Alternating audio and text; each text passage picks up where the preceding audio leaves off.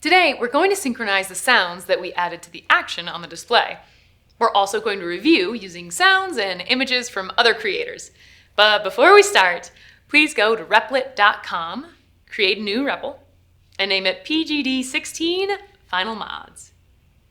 We want to play each sound when a certain event occurs. We want to sync the sounds to the event on the display.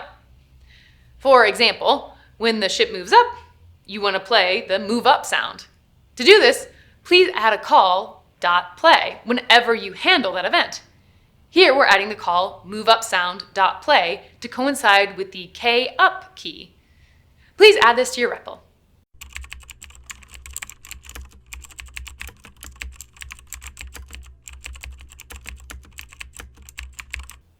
Now add the call for the move down key, K down. Here's what you should have added. When our player collides with an enemy, we need to stop any other sound effects first, because in a collision, well, the player's no longer moving. Let's see how we might do that. For a collision between the player and an enemy, you play the sound for when collisions are detected.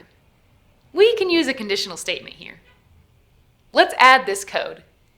If sprite collide any is equal to true, you stop any other sound effects first, because in a collision, the player's not moving.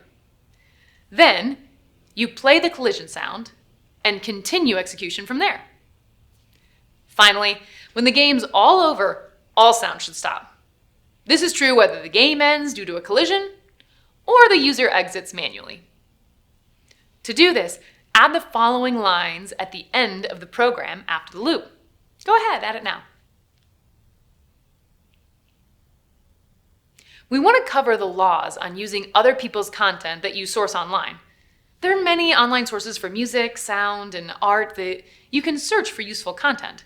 However, each piece of content is made available to you under a specific set of terms. Complying with the licensing terms is very important. If you don't, you can get in legal trouble. For example, with our background music, the creator required that in order to use the sound, both proper attribution, who created it, and a link to the license must be provided. Please make sure you understand and follow the licensing terms. Well, we've put the finishing touches on our game, but there is so much more that you can do with Pygames. I encourage you to keep working on your game and to move on to UCode's Python Fundamentals course, which is the next level in our Python progression. And finally, drumroll please, congratulations! Yeah! You have done some great work. I've really enjoyed working with you, and I hope to see you in one of my other classes. Don't forget to make sure that you order your course completion certificate from online.ucode.com. Okay, that's it. Bye.